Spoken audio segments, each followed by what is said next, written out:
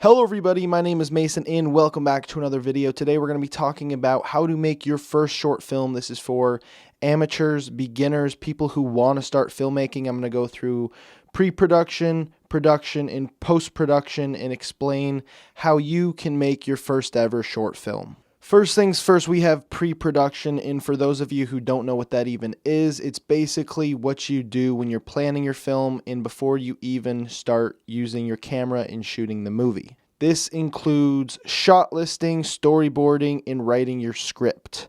And I think it's really important. I think people get too psyched out about all of the different screenwriting softwares there is out there, but really all you need is a pen and a piece of paper and you can get started writing your short film. Now, if you do want to get into script writing software, you don't have to pay money for this. You can just use Celtx. There's 3 free screenplays you can use on that, and you can buy a membership to have access to more stuff. But there are free softwares out there, so you can always look for that first. And as for storyboarding and shot listing, again, you can just either do it in Google Docs or you can do it right on, a piece of paper. You can even just draw your little frame and then just start drawing what you want each scene to look like. And that's really all there is to it. You don't need anything fancy for pre-production. You can really just get into it and start planning your movie. I think a lot of people just go ahead and skip pre-production. They think they're just going to ad-lib their movie. I would recommend not doing this, especially if it's your first time making a movie, because it's really important for the filmmaking process to have structure and a plan going in. It'll help overall in the long run. Now, because this is your first ever movie, you're going to want to keep it simple. You're going to want to think small. You don't want any crazy chase scenes, or you don't want to make a movie about aliens if you don't have access to the special effects or costume design. What you can do is just make a movie with maybe a few actors or actresses and just keep it simple. Find things that you have throughout your house that are interesting and write it into your movie and try to create some production value from that. Basically, write around the things you have and try to create an interesting story with stuff that you own. Okay? No space scenes. Now, as for production, if you're a first-time filmmaker, you might not have access to a lot of stuff you need. You might not have the best cinema camera. You might not have shotgun microphones on hand, but you can get around this and you can still make an interesting story with other things. So first, you're going to want to try to get a DSLR. If you don't have one of these, it's not the end of the world. You can maybe borrow one. If not, you could always just use a camcorder. A lot of people have camcorders just for like home movies. You can use that. And if you don't have any of those, you can just use your cell phone. I did a whole video explaining how to make a movie on a phone. And if you're interested in checking that out, there will be a link in the description below. So yeah, check that out. Now, as for a microphone, sound is 50% of filmmaking. People always forget about it, but it is very important. But this is your first movie, so you might want to just focus on composition and really framing your shots, and you might want to use your onboard microphone. Other options are you could purchase a video mic, and you can either put that right on top of your camera, or you can put it on a stand like this and have it near your actor. And another option for sound is to just, again, use your phone. It has decent mics on it, and you can kind of just put it in someone's pocket, or you can have it nearby and you can record audio near your talent. Now, as for lights, you can find cheap LED filmmaking lights for as cheap as maybe $20-30 on Amazon.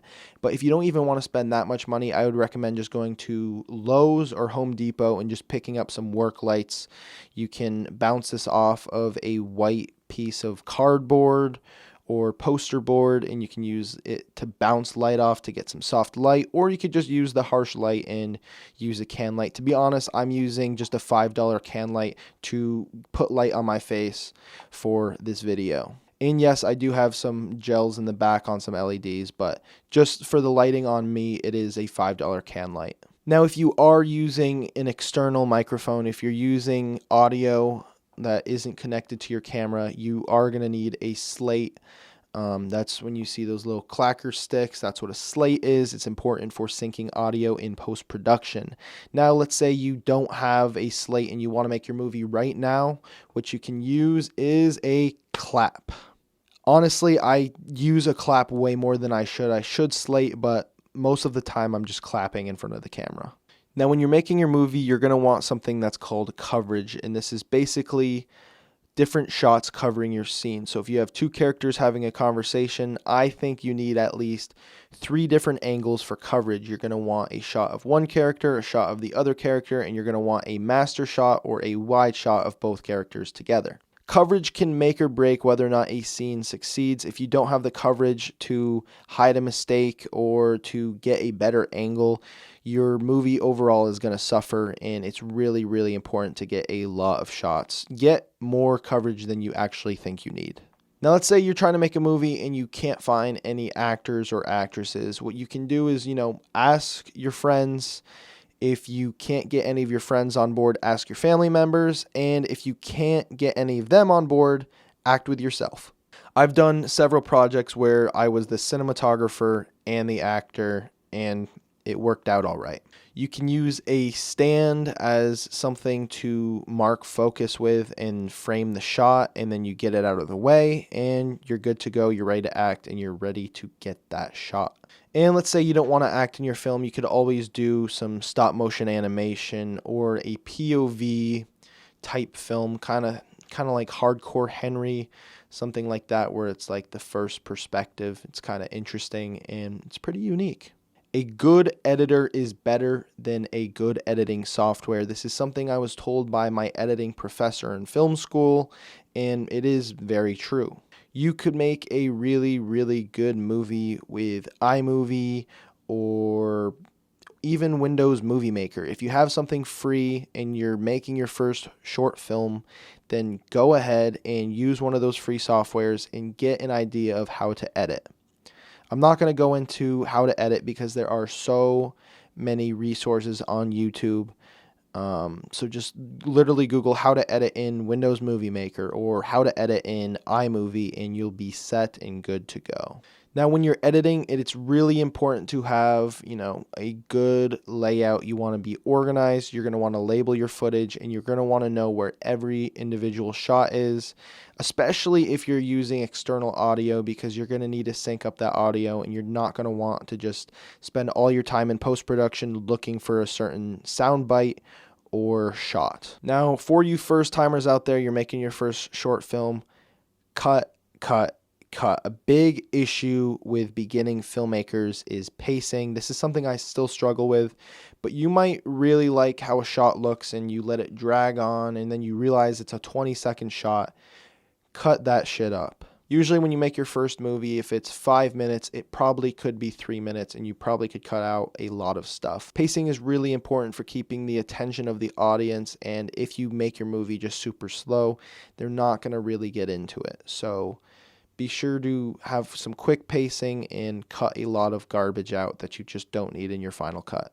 Now, if you're editing and you come across this, this negative attitude, you're thinking this movie sucks, I hate this, I wouldn't even watch this, I don't want to continue, just push through and try to finish your project, because you can't get better if you never complete something. My first 6 short films are absolute garbage, and when I go back and look at them, I cringe.